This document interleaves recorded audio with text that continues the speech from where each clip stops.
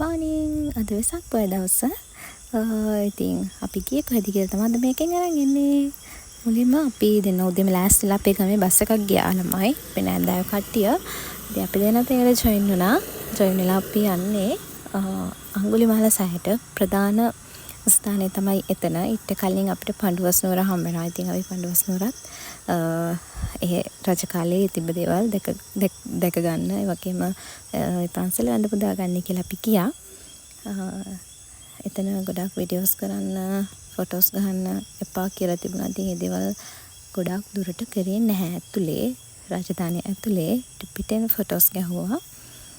ඉතින් ඔන්නෝම තමයි අපි බස් එක ගියේ. මේ අපිත් එක ගිහපු කට්ටියක්. නංගිලයි මල්ලිලයි එලා ෆොටෝස් ගන්නවා. ඊට පස්සේ අපි ගියා කෙලින්ම අඟුලිමාල සෑය වඳින්න.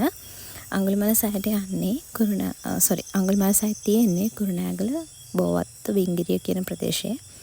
I think මේන් රෝඩ් එකේ ඉඳලා අපේ බස් එක නතර කරා. මේන් රෝඩ් එකේ ඉඳලා අපිට මීටර 600ක් විතර අඟුලිමාල සෑය වඳින්න යන්න පයින් යන්න සිද්ධ වුණා. මොකද එදා ගොඩාක් සෙනග හිටියා. සෙනග ඉන්න නිසා ඒ පාරේ වාහන යන්න දුන්නේ නැහැ. පොඩි වාහන යන්න දුන්නේ නැහැ. හැබැයි ලොකු බස් වලට යන්න දුන්නේ නැහැ. ඉතින් අපි ඔහම පයින් යන ගමන් හරි රස්නේ ළමයි අවුවක් තිබුණා. පාරත් රත් වෙලා අපි මේ ටික නම් සපත්තු දාගෙන එහෙම ගියේ. අපිට මල් ගන්න ඕනුණා. එතකොට හඳුන් කූරු ඒ වගේ දේවල් ගන්න ඕනුණා. අරන් අපු දේවල් අපි පූජා කරා පඬුවස් නුවරදී. ඉතින් ඒක නිසා අපි දෙන්න නැවතිලා මෙතනින් මල් ගත්තා. මෙතන මල් 3ක් 100යි. ඉතින් අපි මල් 6ක් ගත්තා. මල් 6ක් අරගෙන හරි ලස්සනයි මේ මල්. රතු ඕලු නේද මේවා? රතු ඕලු වෙන්න ඕනේ. ඊට පස්සේ අපි හඳුන් කුරු පෙට්ටියක් අරගෙන කිලිම ගියා අඟුලිමාල සෑය වඳින්න.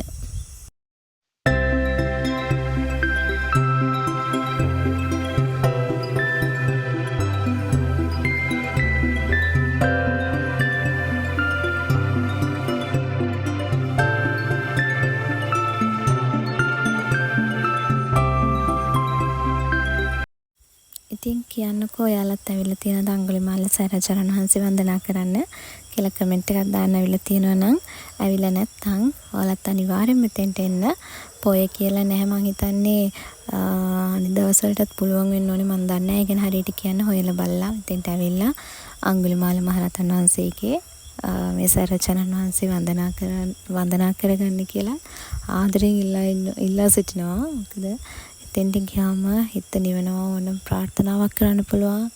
මම ප්‍රාර්ථනාවක් කරා අපිට ඒ වගේම දවල්ට ගොඩක් හොඳ බත් දන්සලක් ලෑස්ති කරලා තිබුණා, සූදානම් කරලා තිබුණා. ඒකත් භුක්ති විඳලා අපි දැන් මේ ආපහු මුන්නේශ්වරම් යන්න පිටත් වුණා.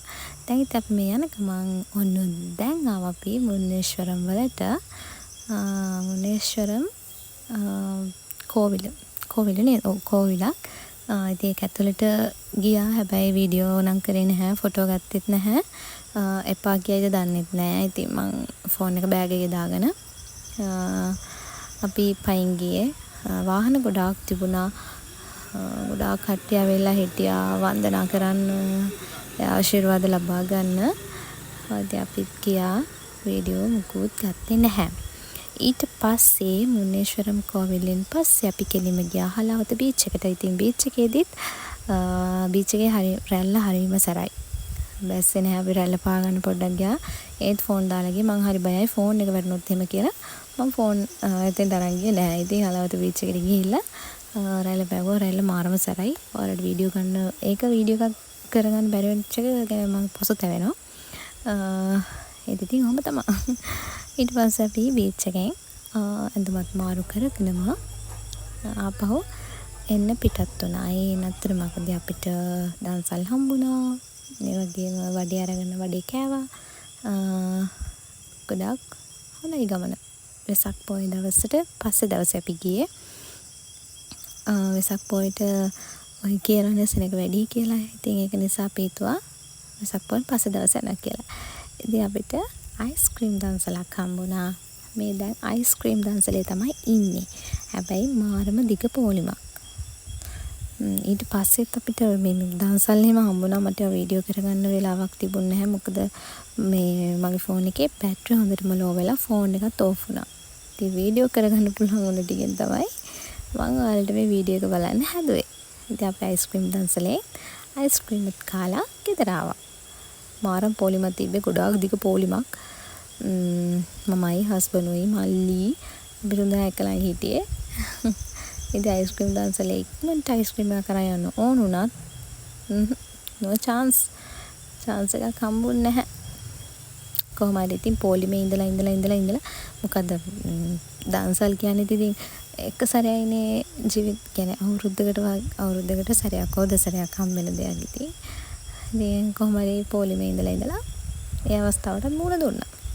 මුණ දීලා අයිස්ක්‍රීම් එකත් රසයි. අයිස්ක්‍රීම් වර්ග දෙකක් තිබ්බා. අම්බ අයිස්ක්‍රීම් එකකුයි වැනිලායි. මම ගත්තේ වැනිලා එක. වැනිලා එක රසයි. ඉතින් ඒකත් තරන් එහෙනම් ගිහින් එන්නම්. බයි බයි. ආයෙ වීඩියෝ එකකින් හම්බෙමු.